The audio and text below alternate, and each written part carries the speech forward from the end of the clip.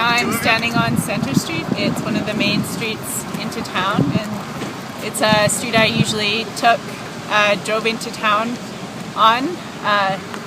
My parents' house is just down this street, and I would take a right turn over that bridge, but the bridge is impassable now. Boat rental shop over here.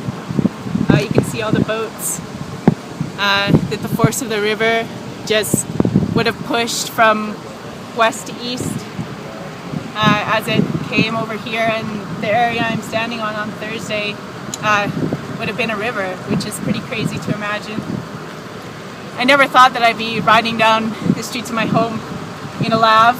It's a war zone here, it looks like it. What you don't understand is we don't have a flood. We have a disaster.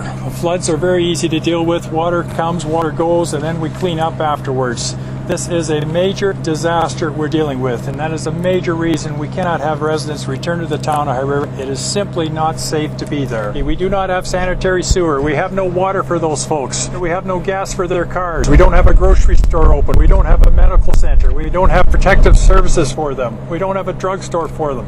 No business in town is open at this moment. When it is safe, we will let everybody in as quickly as possible in an organized manner. Well, there's going to be a lot of cleanup, and the problem is pretty much the whole community is affected. Maybe there's about a quarter of the homes, or even less, that don't have any damage.